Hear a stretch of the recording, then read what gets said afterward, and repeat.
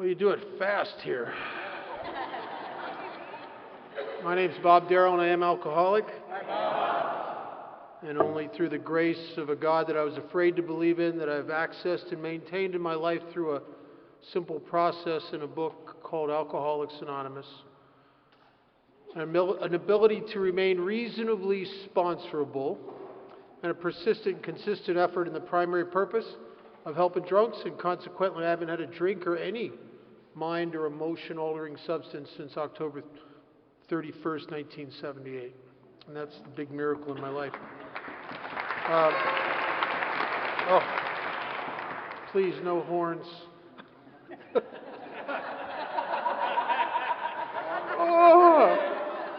Those horns, it's like fingernails on a...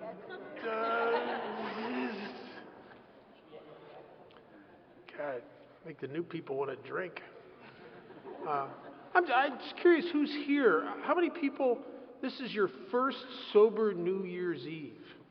Anybody? Wow.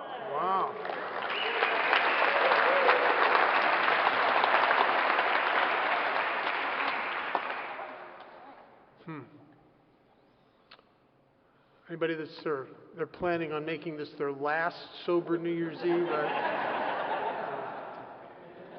Never know. I'm delighted to be here. This has been a very different year for me. It's been a good year. At times a very painful year. A year of a lot of loss. A year of a lot of gain. A year of seeing things that I never saw before. A year of living life. And that's what we do, doesn't it? We experience and we go forward. And it's all fueled by something we'd ever expected would happen to us, that we start to tap into something here that we can trust. And it allows us to go out in the world. A world that was at one time just so very frightening to me. And this power that allows us to do for us and live a way that we could never imagine is so miraculous. If you're new here, I want to welcome you. I am delighted you're here. You have no idea what can happen to you here. How could you? You've never experienced what's going to happen to you here if you throw yourself at this thing. But most of us don't. I was a relapser in Alcoholics Anonymous. I was a pain in the butt in Alcoholics Anonymous for a lot of years. I was so full of myself. I only cared about myself. I only listened to myself. I only did for myself. I was only concerned with myself. I was concerned with you somewhat if you had something to do with me, or something you could do for me, but basically I was consumed with myself, and that doesn't make a very good AA member in what supposedly is an altruistic. I'm a self-centered guy in an altruistic, other-centered program, and no wonder I didn't feel like I fit here, because it's all about me. And I relapsed in Alcoholics Anonymous from 1971. I came here as a young kid. I wasn't even old enough to take a legal drink in, and I'd already burnt my life to the ground, and I'm just a kid. And from 1971 to 1978, I was in and out of rooms of AA, in and out of institutions, in and out of jail. Went to some great therapists, did medications, did everything. I was hypnotized. I did everything I could do. I've been saved, dunked, blessed. I've been everything from Ram Dass to Rum Dum in those years. And the end result is in 1978, I tried to take my own life. Because there was nowhere to turn. There was no hope anywhere. There was no hope in the bottle anymore. I couldn't understand what had happened to me. How could something that at one time in my life was so glorious, I mean, I loved getting high. I mean, it was spectacular. How could something that was that amazing become as horrid and as pathetic as it had become? The last couple years of my drinking they were not a party. I mean, I'd be 6 months sober and go back to drinking with anticipation of a party, but it wasn't a party anymore. I'd wet my pants. I'd feel sorry for myself. I'd go on crying jags. I remember the loneliness. I remember that horrid, unquenchable loneliness that nothing seemed to change. It didn't help me to go to AA meetings. I felt I could sit in the middle of Alcoholics Anonymous with a feeling that it's all of you and then there's me. I was prone to deep depression, prone to bouts of anxiety almost to the point of panic. And then I would drink to get relief from all these things that I would experience sober. Drink with hope. Hope of ease and comfort. Hope of getting free. Remember the early days of drinking when alcohol set you free? Oh my God, I could walk into a junior high school dance and I just wanted to die. I can't talk to anybody. Go out to the parking lot, get some 151 rum and Coke with a couple buddies. I'd come back into that dance and oh my God, I'm the man. I am the man. And it allowed me to come out and play. It set me free. I didn't understand what it was setting me free from. The bondage of self. There was a great doctor, Dr. Bill Baer, in the 1940s, the mid-1940s, because Alcoholics Anonymous was getting a lot of notoriety they just formed the National Council. Guys like Jelinek and Marty Mann were doing stuff and getting a lot of notoriety for that. The Jack Alexander article had come out a couple years before, Liberty Magazine. We were up on the radar for the Lasker Award, and people were chattering about this new thing called Alcoholics Anonymous, because there'd never really been much hope for people like us. And they asked the American Medical Association, asked this Dr. Baer, Bill Baer, to go and check us out and then make a report on what he thought AA was. So Bill Baer went to a few meetings, read a little bit of literature, talked to a couple of us, and this guy I would love to have met him. He must have been very intuitive, because he gave a description of us that I don't think has been surpassed by any of our membership, and yet he's not a member. And he wasn't an alcoholic, but he was very observant. And what he said is true to this day. He said that Alcoholics Anonymous, they're not crusaders, which some of us do go through a phase. But we're not really. We're not crusaders. We're not, the problem with self-righteousness is self. We're not crusaders. He said we're not a temperance society. I run into people in Alcoholics Anonymous, and I know that they don't even get it when they say, I used to work around alcohol every day. They'll say things like, oh, how can you do that? You don't have to say anything else. What you're really saying to me is, I've never worked the steps. Because if you work the steps, what it talks about in step 10 would come true for you. But if you've never worked the steps, how can you be around alcohol? I think some of us are under this illusion that my only hope of staying sober is to hide myself away. Maybe AA has some good news, and maybe it has some bad news. The good news is maybe if I went to 3, 4, 5 meetings a day, for the rest of my life, I won't drink. And the bad news, I'm going to live a long time, because I can't imagine life like that. See, I can't imagine life without alcohol. There may be people in this room that can't imagine you can't imagine life without alcohol. Work the steps, and I'll tell you something it'll blow your mind. You can have it in your home or not. It's up to you. You can go out to clubs where they serve alcohol or not. You could work around it, as so many of our fellowship work around it every day. Bartenders, cocktail waitresses. And it will mean no more to you than as if you were selling shoes or the fixtures in a room.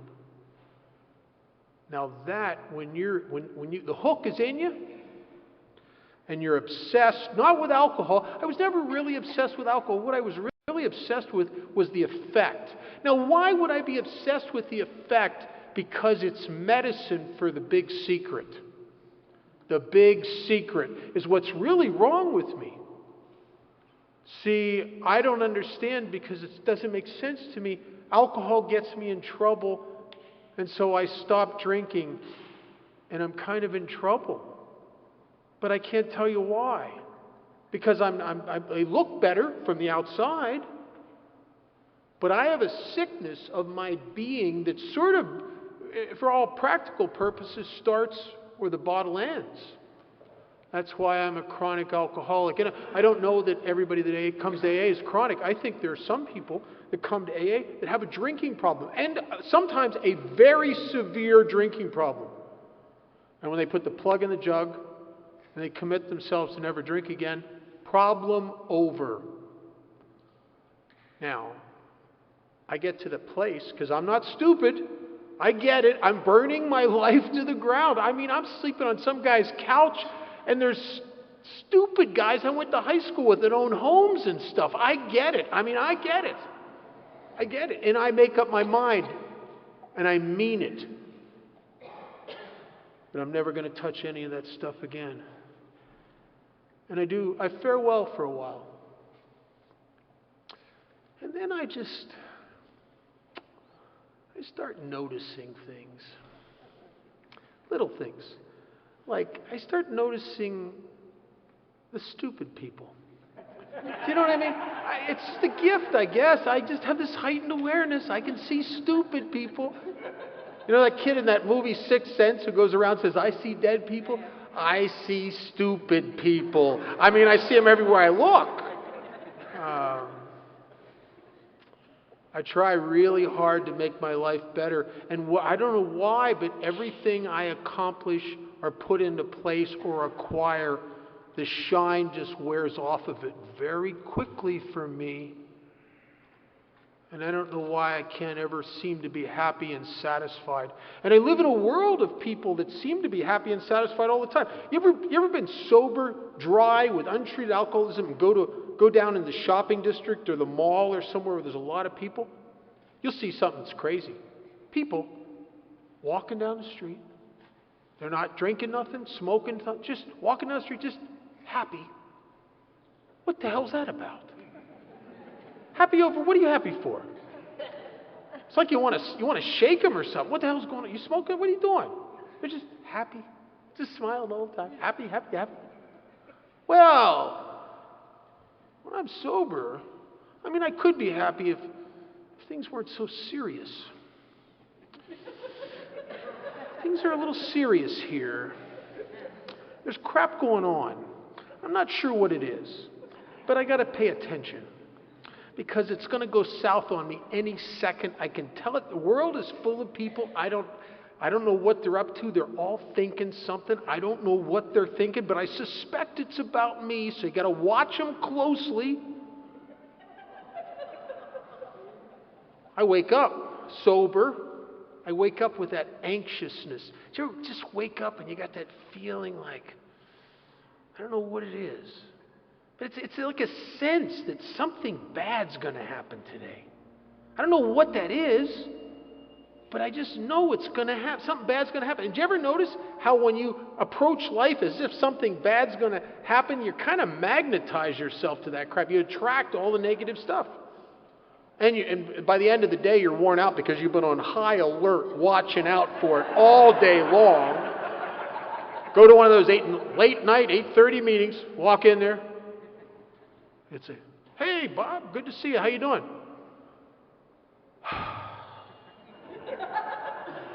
Hanging in there. I'm worn out.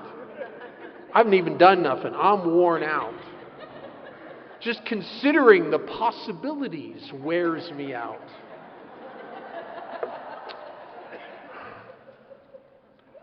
I angst up and angst up and angst up, and then something happens to me where I seem to implode. And I sink into I'm a depressive. I sink into these deep depressions. I don't understand them. I started seeking answers in psychiatry. My mother was a therapist. She even, with her help, I even worked in the field for a little while. I was actually a very good counselor right up to the day. I was working at a drug treatment center. Or if the day I lost the job for being drunk on the job, they don't like that. I could sit in bars and quote Albert Ellis and Carl Jung and things. It was magnificent. Why would I do that? I bet you there's people in this room that do that. Why do you do that? Why do you think? Because my ego thinks that knowledge is power, right? I think if I know,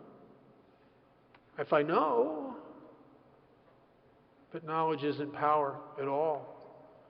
Matter of fact, I think there's a hell on earth. It's being in that place where you know, but you don't have the power to be what you know you need to be. You know, where you can see it. You can see the guy you need to be. And I can't be it. I can for a day or two.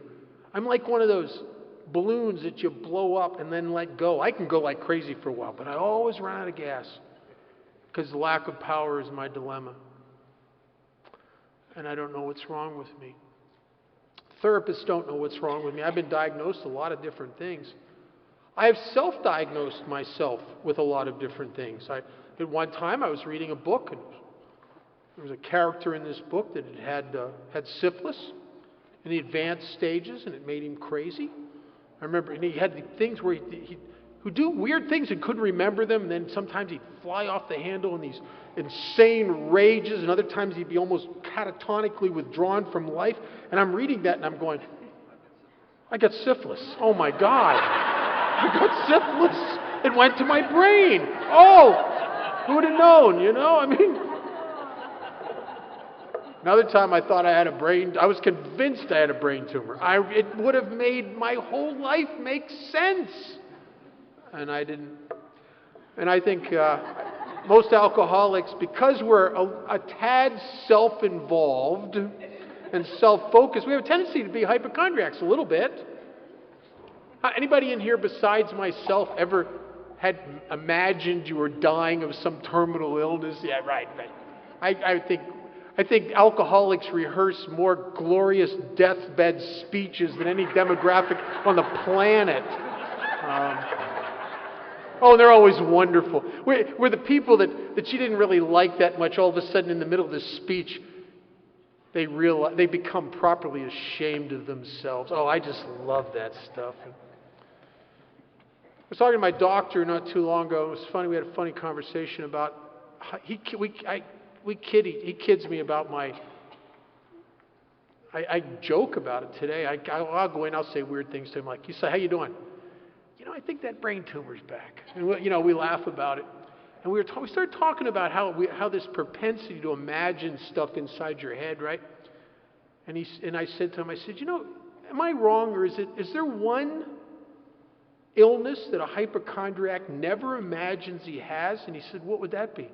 Alcoholism? I don't think an hypochondriac ever just go, oh, I think it's alcoholism. No, I can't imagine that. Everything else, but I don't think he would ever imagine he had alcoholism. Look how the great lengths some of us go through not to be alcoholic. When it says in the beginning of chapter 3, most of us have been unwilling to admit we were real alcoholics. Oh my God, I'd rather be anything. I'd rather be a drug addict. At least there were rock stars that were drug addicts. There's some panache in that, for God's sakes. There's not a panache in being a wet pants wino. I'll be a mental health case. That's not so bad. They give you pills if you're a mental health case. I've never met a pill I didn't like. I'll be a mental health case. But I don't want to be an alcoholic. I had a couple uncles that were alcoholic. They're pathetic. I know about alcoholics. They're pathetic. I don't want to be an alcoholic. I'll be anything else. And then even after several treatment centers, after I've gone out and to control and enjoy my drinking and failed and got sober and went out again and failed, and I start to see the cause and effect, and I become intellectually bludgeoned into some acceptance that I must be an alcoholic. Even then, I'm a very special kind of alcoholic. not really like you people. See, I live with a disease of separation. And the ism is I separate myself. And that's what the ego does. It separates me from it's. See, I've always had too much of me between me and you, and too much of me between me and God. That's why in the vision for you it says we'll know a loneliness such as few do. And I've gone through most of my life. I drank to overcome that. Because alcohol at one time, when alcohol worked, it would set me free and it could connect me with people and gave me a sense of camaraderie. I mean, I remember the early days of drinking. I ran with a gang of guys. We'd get drunk. I'd feel so connected to them. We'd say things to each other like, I'll die for you, man. Oh, man. I mean, that's amazing. Then you sober up and you're just the guy. It's just you alone against the world. And I loved it. I loved it. But what happens is in the progressive nature of alcoholism is that effect diminishes in time, doesn't it? I mean, for God's sakes, if I could still get lit up from drinking like I did when I first started, I don't think I'd have ever quit. And I'd have paid the price. I'd be willing to go to jail once in a while to have a party like that. I'd be willing to have lost jobs and broken relationships to party like that. What brought me to my knees and brought me into Alcoholics Anonymous in a state of hopeless desperation was that there was no more relief in the bottle and the bag anymore. And that was the worst blow of all. You know, I sacrificed a lot to try to keep that party going. And after I sacrificed everything decent in my life, and it was all gone, then alcoholism pulled the plug, and now I can't even get the ease and comfort anymore. I don't even get free. And that's the worst blow of all. And when it says in a vision for you, it says we'll get to a place where we can't imagine life with it, and we can't imagine life without it. Where it calls it the jumping off place, the place where we wish for the end. And I did. I got to that spot where my drinking had become so pathetic and so horrid and so depressing, I can't imagine life like this anymore. And all the delusions were smashed. You know, you can go for a couple years with hope. What's the hope? That you're going to get back on your feet financially? Nah, I don't even care about that.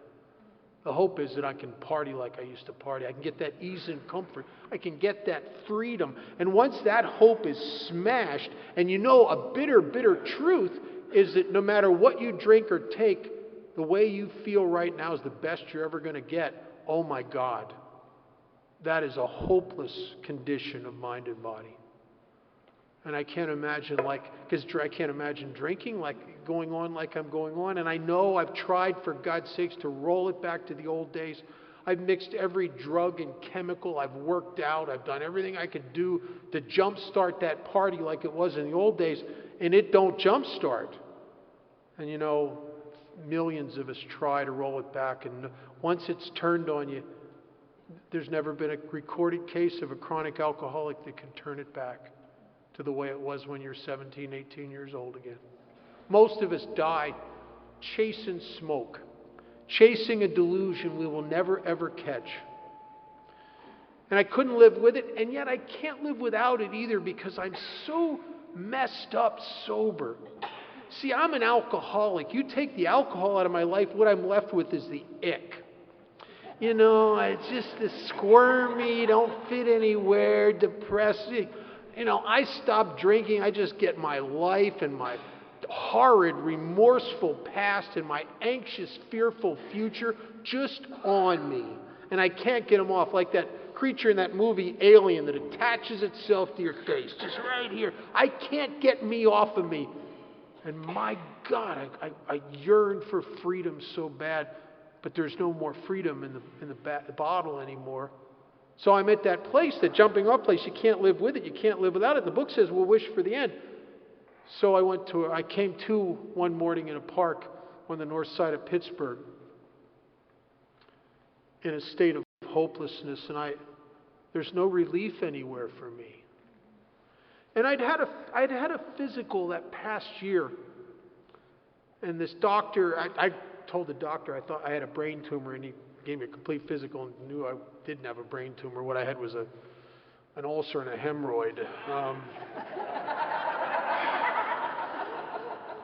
Well, anyway, and the doctor said, I was a young kid in my 20s. He said to me, he said, "You're an alcoholic, and you keep drinking, it's going to kill you." And then he said, "But it might take 5 more years." And I came to in that park that morning, and I thought about what he said, 5 more years. 5 more years of this. 5 more years of this crying jag, pathetic, self-pitying, depressive drinking. 5 more years of this freaking loneliness. 5 more years of this. And something snapped inside me. I made the decision to kill myself. I'd rather do it. I'd rather do it. I'd rather get it over with. And I remember a feeling of relief in the decision. Like it was like as if I'm going to get this over with. But I couldn't kill myself because I'm a coward. I'm not afraid of dying. I'm afraid that maybe I won't die. If I jump off this bridge, maybe I won't die. Maybe it's not high enough. Maybe with my luck, I'll end up paralyzed from the neck down. And because I'm in my 20s, I'll lay in a charity hospital bed for 50 years. And I can't even get a drink sober. 50 years. Listen to my head work me over. Tell me what a worthless piece of crap I am every single day. As members of AA parade their newcomers through the ward, and I get to hear them say, "Well, this is Bob, and this is what happens to you when you don't work our wonderful 12 steps." You know, and I'm paralyzed. I can't even give them the one finger salute. You know.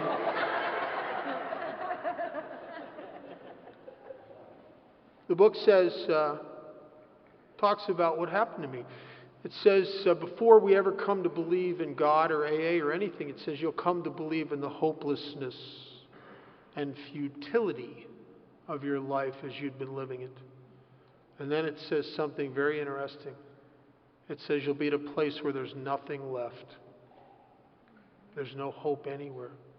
There's no new relationship, new job, new town, new medication, new anything. There is nowhere to turn. You've run out of everything you could grab onto to put between you, and there you are. And now everything you've been running from, and it's almost like all the emotions and all the guilt and all the unresolved stuff I'm running from, it's like I've been putting it in the bank in a high interest account, and it's all due. It's all due. And there's nowhere to go. And I couldn't kill myself, and I ended up in Alcoholics Anonymous. It wasn't even my idea. I just got so sick. Something used to happen to me after because I drink. When I drink, I don't eat. I'm not against eating. It's just I can come up with a little bit amount of money every day, and I'm not going to. If it's a choice between McDonald's or another bottle of Richard's Wild Irish Rose, McDonald's loses every time because I need the medicine more than I need the food. And so I get real sick. And I got those bad shakes, and I got sores that don't heal because I don't eat. I guess I have some sort of severe vitamin deficiency. And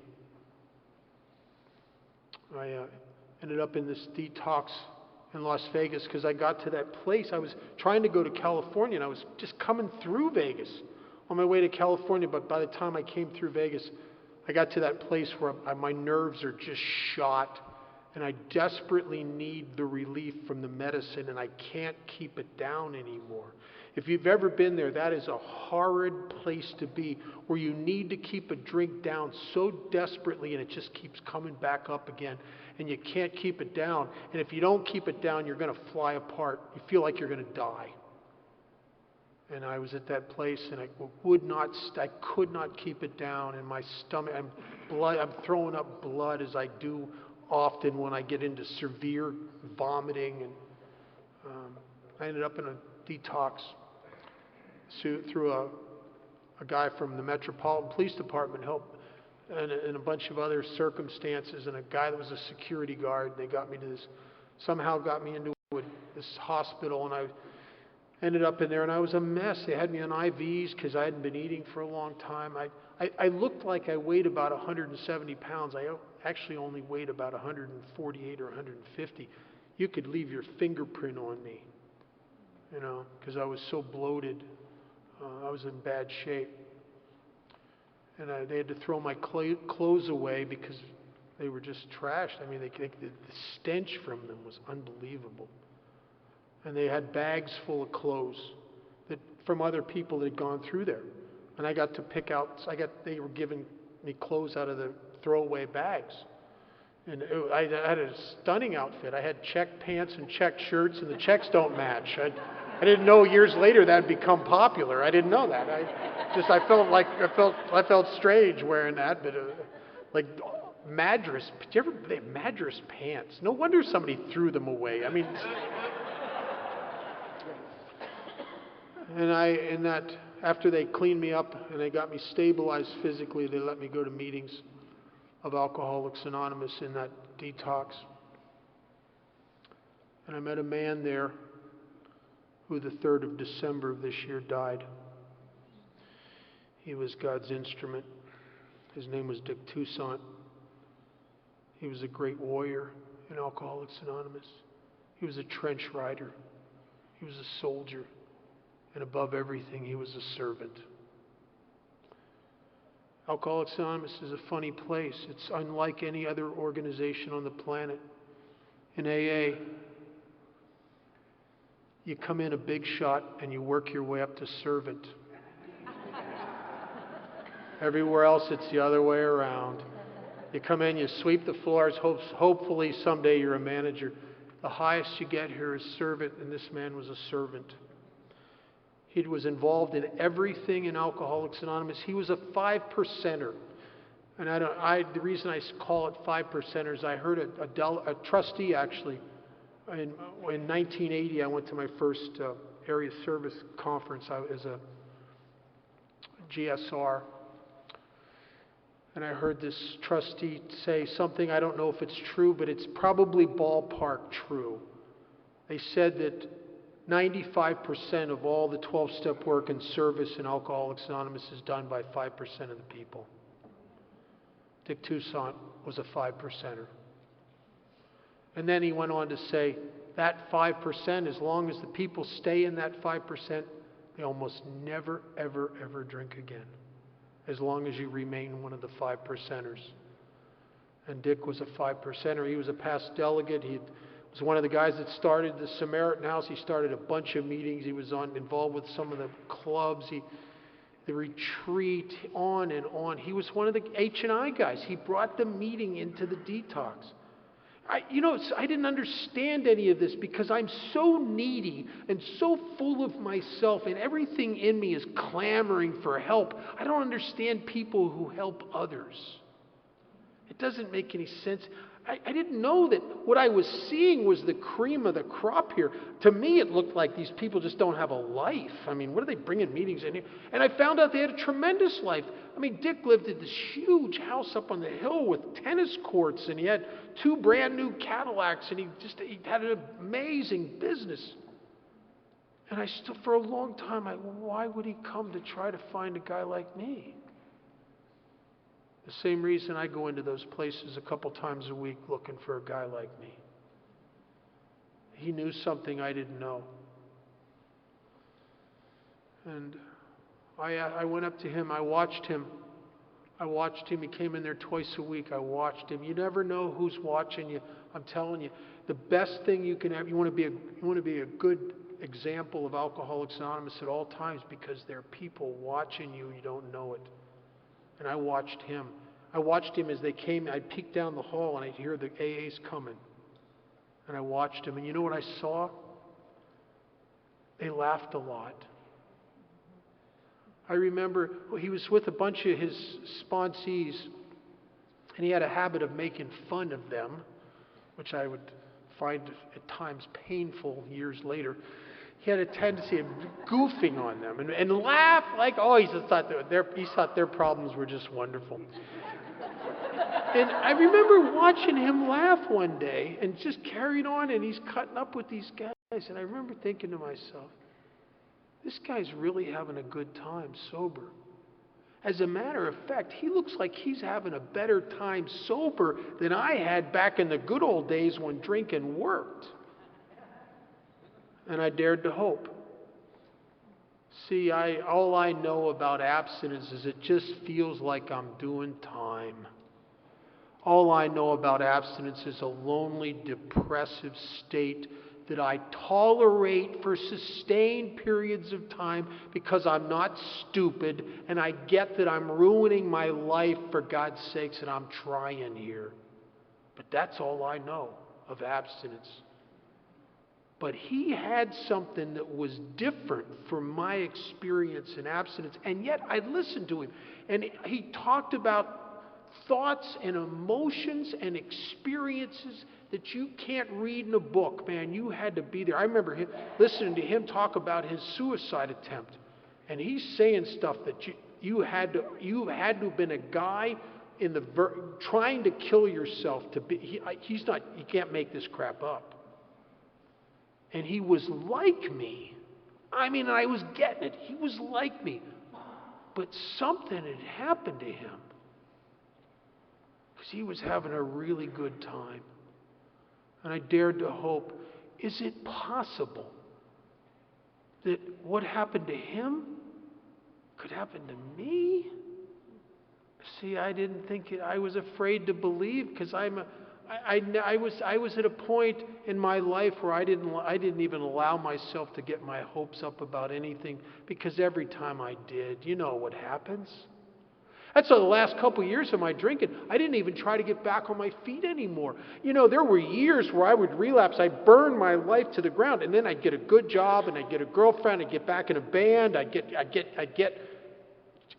the last couple of years, I don't even try that anymore. What's the point? Because I know the truth. Before the year's out, I'm going to burn the sucker to the ground anyway. Why should I even get back up?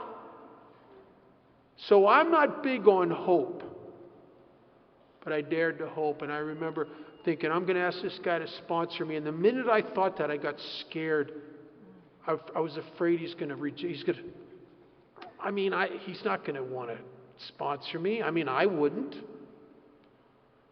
See, I was always afraid that if you knew about me what I knew about me, you'd feel about me the way I feel about me, and that would not be good. So I keep people like this.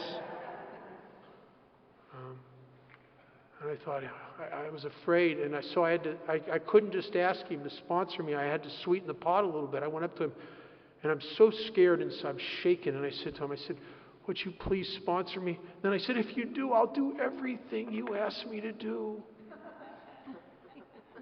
And, you know, they actually have things they want you to do. I mean, it's a lot of things, actually. And none of them seem like a good idea until after you do them. Matter of fact, there's none of AA that looks like a good idea. I've watched thousands of men and women come into AA in the hopeless despair I was in 1978.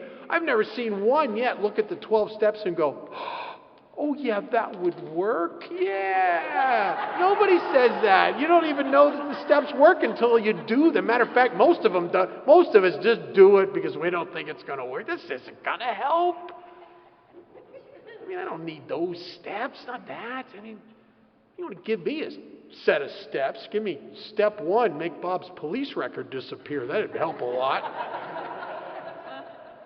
Give me the give Bob $1,000 step. That'd spiritually enhance me for a while. The bring her back properly ashamed of herself step. That would be a good step. The make my parents realize how wrong they had been about me step. That's a good step. No, we don't got that. When you look at the steps and you've never done them and you're just new, oh, they look horrid, don't they? They look like punishment for being a bad drunk.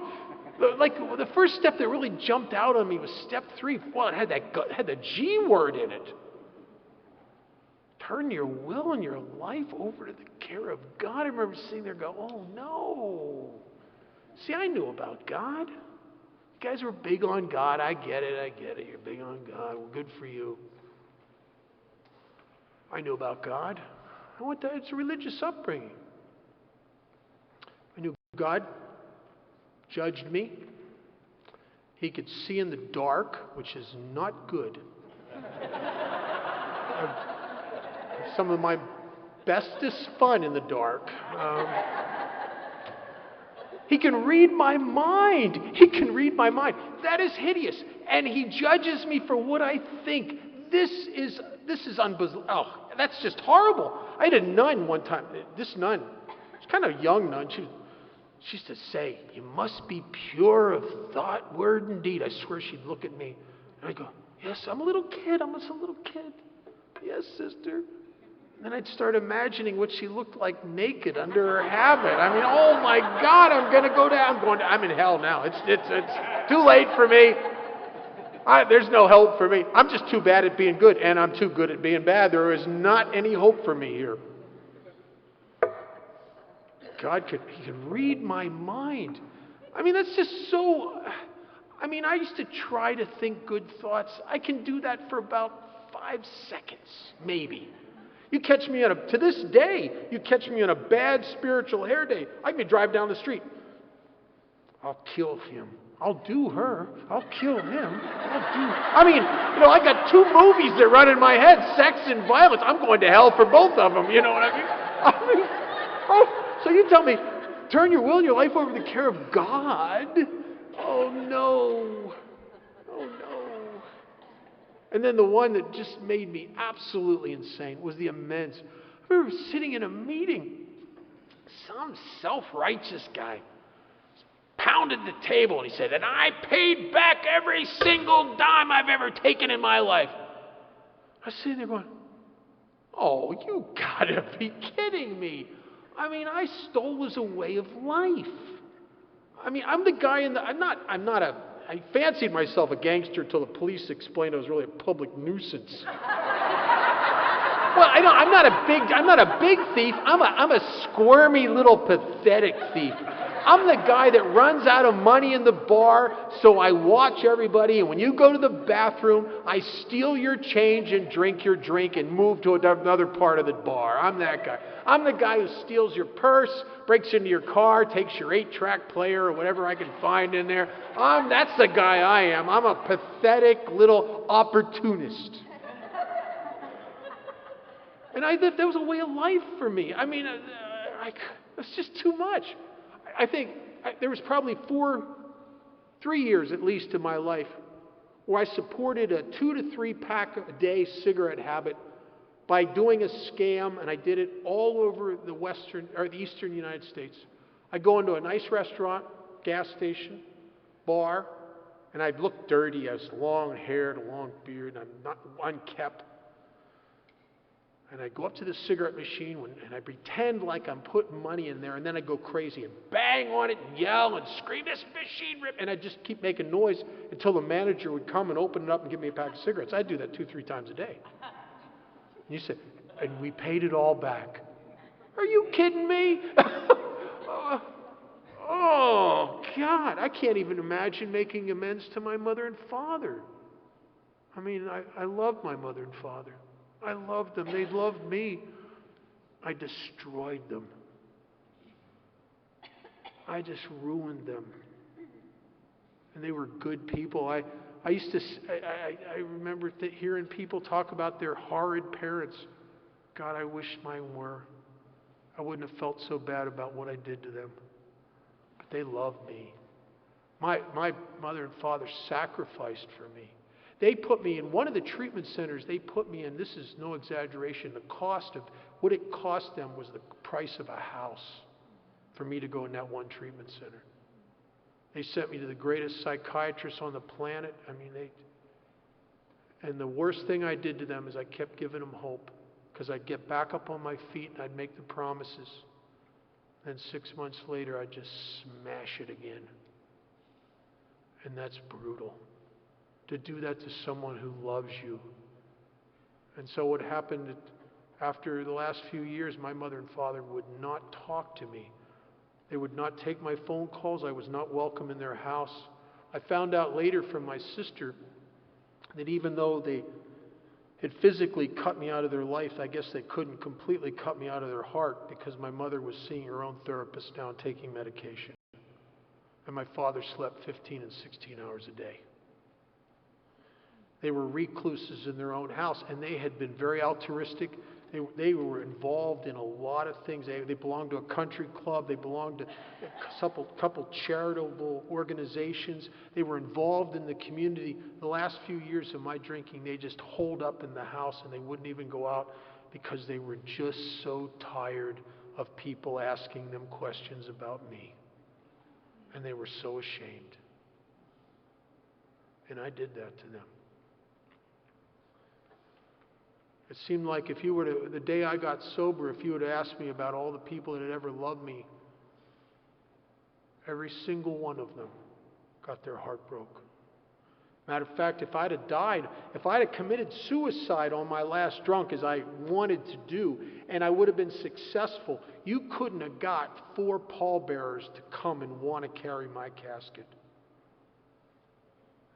Matter of fact, by the time alcoholism kills most of us, most of the people we loved are kind of glad we're dead because they hate us. They don't mean to, but they hate us because we hurt them so deeply. My mother, when I was my first pass in amends, eyeball to eyeball with my mother and father, I was talking to my mom. My mom loved me, and my mom started to cry because she admitted to me that for some time she just wished I would die. And then she wouldn't have to jump when the phone rang in the middle of the night. She wouldn't have to wonder. And I did that to them. So I get sober in 1978, and I get a sponsor, and I get a home group. And I tell you, if you're new and you want to be left alone, do not get a sponsor in a home group, because they just start butting into your life. I mean, it's like spiritual license to be Butt-inskis into your life. And they do. They just, people in AA will come ask you questions like, so how's your mom and dad? Oh, I haven't seen them in years. Oh, so you need to make amends to them, right? No, that's not it at all. Well, you're not talking to them, they're not talking to you? No. We need to make amends to your mom and dad. I said, listen, you don't understand. It's too late for that. A couple years ago, maybe before I threatened my dad's life, before they cut me out of their, maybe, but not. It's too late now. I did that. I understand. I'm not trying to blame anybody anymore. It's just too late. And I was willing to resolve myself that I did that. That's the way it's going to be. And people in AA are funny, It's like they look like they're listening to you. And then when you're done talking, they start saying things as if they didn't hear anything you just said. You want to explain it to them again, but you know it's a waste of time. They say, well, yeah, but here's what you're going to do. You're going to have to make amends to your parents. I didn't want to, just tired of arguing with them. This woman says to me, she says, you need to start calling your mom. I said, listen, they won't take my calls. These people said something to me that was startling. They said, well, don't call collect.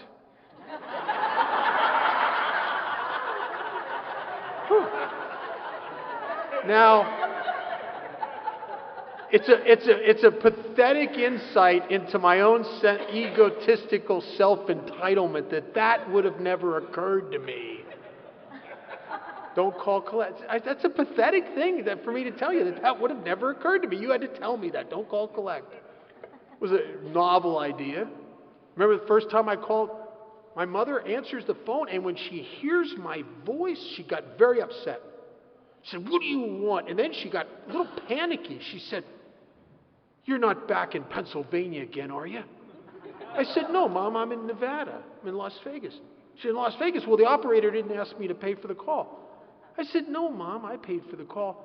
She shrieked. She went, you paid for the call? She couldn't believe it. It was like so out of character for me, right? It was like startling to her. And that wasn't me. That was you. You showed me how to repair a broken relationship that I believed was unredeemable. And I started following your actions, your suggestions, and taking the actions you suggested. And I had a lot. The book says there's a long period of reconstruction ahead. years. It was years paying them back. It was years acting differently before they started to even believe a little bit that maybe I had changed. And that's right. I mean, if you had someone that you loved and they broke your heart every time you saw them, and all of a sudden, hey, I'm sober, loan me 100, I mean, you'd be a little skeptical too. And they were skeptical for a while, as they should have been.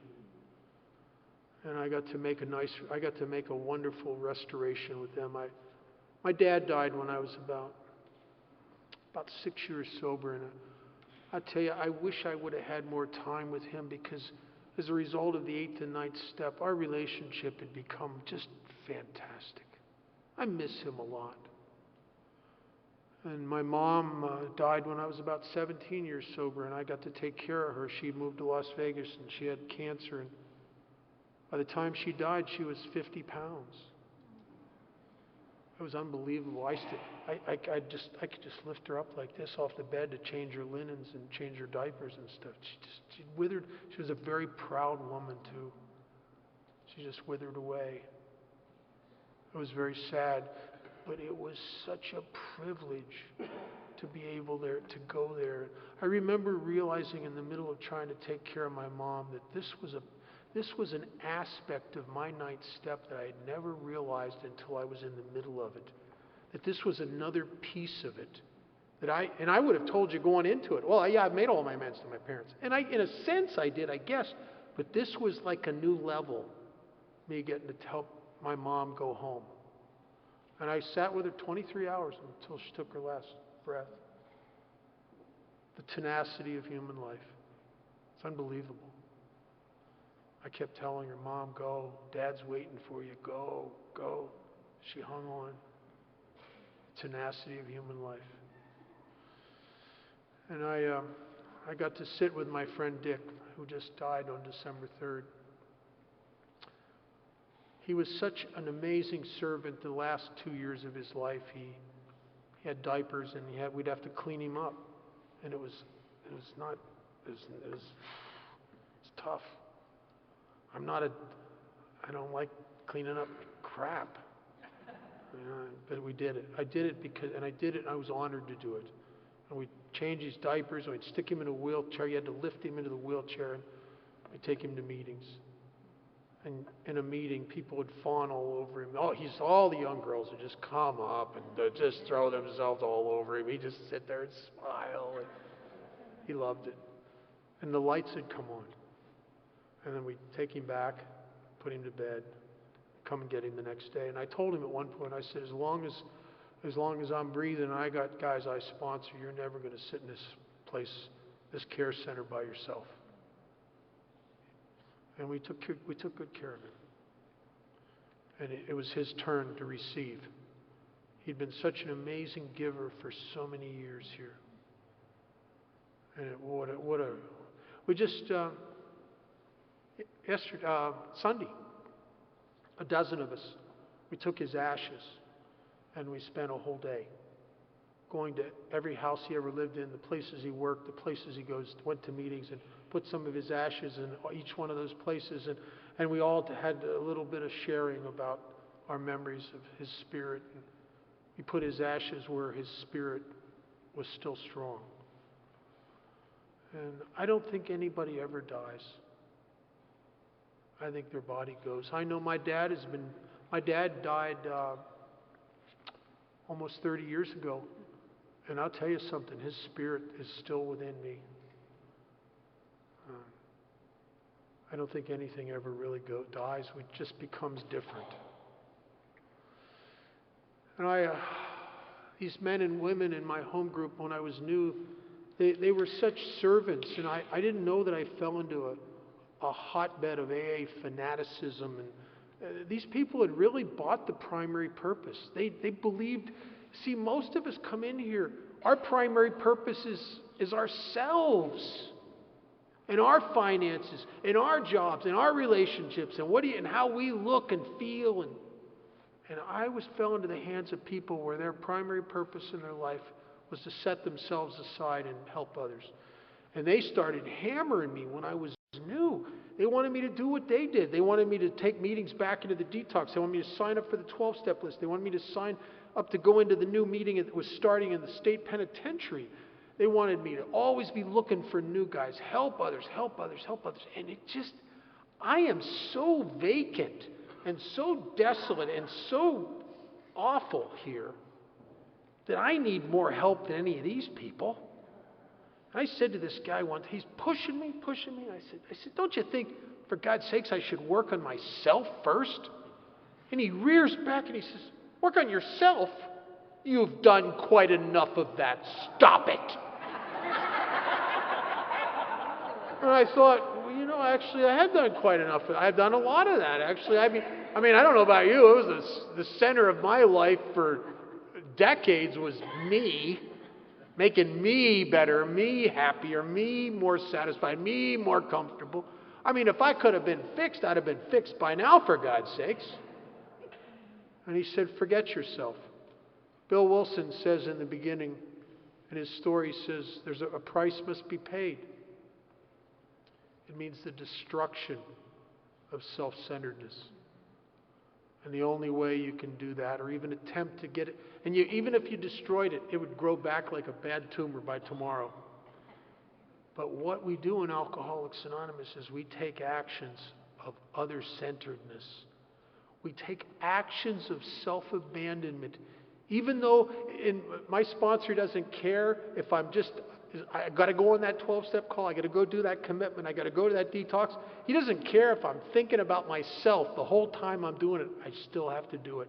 And a funny thing happens if you take the actions of an other-centered person consistently and long enough, you start to become an other-centered person. My grand sponsor was a guy named Chuck Chamberlain, and Chuck said, you have to act your way into this. And that's really true. And I started working through the steps of Alcoholics Anonymous, and what an amazing journey. And somewhere in that process, a God came into my life that I was afraid to believe in. And it's time, as from a result of taking these actions, I started to know something that is so sweet. I know that this God loves me. I don't know why. He's got evidently questionable taste. But he loves me. You know how I know that? By the evidence expressed in his hand in my life. It's apparent. It's experiential. It's not theoretical. God's done amazing things in my life just to the extent that I let him. And that's the whole point of Alcoholics Anonymous. Is that I got to enter into this process of the steps that's designed to reduce me down enough to allow this power to flow into my life. See, I couldn't get it. And I remember in a jail cell up in Maine, I did something just horrible that just terrified me, and I was so ashamed of myself. And after I found out what I did, they took me back to my cell. And when the guard left, I fell down on my knees in that hard cell floor, and with sobbing, with tears in my eyes, I begged God, don't ever let me drink again, please. And there's not a more sincere prayer ever said than that prayer. I got drunk the day I got out. Why? There's too much of me between me and God. God was trying to help me. I'm so full of myself, there's no room for anything else, not even His grace. And so I started entering into this program of self-reduction and self-abandonment. And my life started to change. I heard my sponsor tell a story in 1980. And I'm going to share this and close with it. I share it sometimes because I don't think there's a better analogy for Alcoholics Anonymous I've ever heard anywhere. He says that when you hit a bottom, as some of us do, and you get to that hopeless state of mind and body, it's very much like being shipwrecked at sea. And you're out in the middle of the ocean, hundreds and hundreds of miles from land, and you're all by yourself, totally alone, and you're treading water, and you know in time you're going to die. and it's frightening. And just about the time you don't know how much longer you can tread water, you look up, and across the water there are these two goofy-looking guys, and they're just sitting on top of the water, and they're kind of moving towards you, and they're pretending they're rowing or something. They're making these weird motions, and there's not even anything there. They're acting like they're in a boat, but you can't see no boat. There's nothing there, and they just kind of come up to you. And they row up to you and they say, "My name's Bill, my name's Bob. We're from Alcoholics Anonymous. We have God and these beautiful 12 steps that will solve all your problems." And you're drowning, but you're not an idiot. You look, there's nothing there. I mean, it's nothing. You guys are wacko. Get away. Leave me alone. And they row off. About the time you're going to drown, over the horizon comes this big chrome ocean liner and says, "Treatment Center." And they got psychiatrists and psychologists and biofeedback technicians and vocational rehabilitation specialists and members of the opposite sex and medications and dietitians and group therapy. Imagine 40 people talking about me. Oh my God, group therapy. It's just spectacular. And you know that a person of your depth and complexity will need all of that. That the two goofy guys in the invisible boat, they can't possibly help you. They don't even have a doctorate degree between them. These people are what I need. And you get on the boat, and it's amazing, man. You're going to Father Martin movies. You're hearing the lectures from the doctors and the psychiatrists about alcoholism. You're puffing up with knowledge and information, man. You feel like, I get it now. I get it. 28 days later, full of knowledge and false hope, over the side. And there you are, treading water with your $15,000 big book and your graduation chip. As the ocean liner heads off to sea, and then there you are. Oh man, you don't know how much longer you can do this. And about the time you can't do it no more, here come those two assholes in that visible boat. Oh my God. Rowing right up to you, pretending like they're rowing. "My name's Bill, my name's Bob. We're from Alcoholics Anonymous. We got God and these beautiful 12 steps solve all your problems." There you go. Oh God, you got nothing. It's an illusion. Stop it. But you're so worn out and you're dying. And if you're lucky, they pull you on board. And there you are, sitting on top of the water. You can't even see what's holding you up. As some of us sit in meetings of Alcoholics Anonymous at 10, 12 months, 14 months sober, and the truth is, we've never been sober this long since the first time we ever drank. And we don't really know what's holding us up because we had gone to meetings before and drank. We don't know what's holding us up. And you say to them, "My God, we're sitting there, what do I do?" And they say, "Row." "Row? What are you talking about, row? There's not even any oars. There's not." "Oh, just go like this." "Oh, no, you've got to be, no, just go like this." You go, "Oh, I just hope nobody sees me." And you start rowing this boat, and a funny thing happens. The more you row it, the more substantial it becomes, and it starts to materialize as a result of your actions. And it gets so solid, you can build a life in there. You can raise a family in there. You can travel the world in that boat. You can pick up countless other drowning men and women. You can raise kids in that boat. You can have a life in that boat. But unfortunately, after many years, and I know there's people in the room that are at this place, the old ego returns, and with it comes a sense of entitlement. And with the entitlement comes a diminishment of actions. And now I don't have to row anymore. I had a guy recently, I was asking him to come and do, this guy was sober over 30 years, come and do some 12-step work at a treatment center with me. He said the most horrible thing it scared me what he said. He said, "Oh, I don't do that anymore. I've done a lot of that. Why don't you get newer people to do it?" I almost said to him, "You haven't done anything in at least 3 years that I know of. What the hell are you talking about? What the hell are you talking about?" If you impersonate a person who relapses long enough, you'll become that person. And I've been going to a meeting in a Skid Row detox in Las Vegas twice a week for over 35 years. I'll tell you, there's not a week that goes by. I usually don't meet at least one person who drank with over 10 years.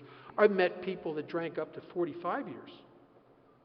And a week before they drink again, they don't ever think they're going to drink again. And the only thing that's happened to them is they stop taking the actions that at one time they took, because the ego's returned and they have a sense of comfort and entitlement. And a week before they drink again, they don't think it's coming. They got everything they'd ever want in life. But it's alcoholism. And it has nothing to do with how my recovery is not measured by how I feel. It's not measured by how many decimal points in my bank account. It's not measured by my length of years. It's only measured by the actions I take today. Today's alcoholism is a whole new piece of business for me. Yesterday's alcoholism and yesterday's recovery have no influence today. It's a whole new ball game. And so I do certain things every day without compromise. I have a sponsor who is very, I don't know, he's been at times very mean to me. He's been very nice to me the last few years, and I asked him one time, do you have like some kind of terminal illness? You're trying to get into heaven? What's with this niceness? And he just laughed. And he's nice to me because I'm in the deal. He's real tough if he's not sure you're in the deal. He can be a tough taskmaster. But if you're showing up every day and you're sponsoring guys and you're working with people and you're going to meetings and you have commitments and you're trying to work the steps and you're buying the whole package. He's a great sponsor. He's a terrible sponsor if you don't want to do anything here. And so am I. The guys I sponsor, I'm very proud of the men I sponsor. They're doers. If you want, you got to be a 5%er to have a guy like me in your life, or I'm going to make you so miserable you're going to go get a different sponsor. And I'm not here to make you uncomfortable. Your alcoholism's going to do that for you. I'm here because the directions I give the guys I sponsor, I give them because I don't want to go to funerals. I hate funerals. And we got a tremendous fellowship. If you ever come to Las Vegas, we have a group called Connect the Dots. We have 4 open meetings a week and 5 hospital and institution meetings every week. We are a fellowship on fire in action. We run in a pack of I got new guys. We got guys in my home group 52 years sober to 52 hours sober. And we run together. And we transmit this message. We try to put it ahead of our own personalities because that's what's important here. It's not who I am here. It's what I do here. And if you're new, welcome.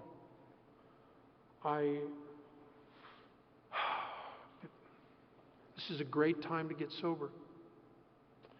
In about another 2 weeks, if you're new, there's going to be hordes of people coming into AA. And you're going to be an old-timer who can show them the way. Thanks for listening.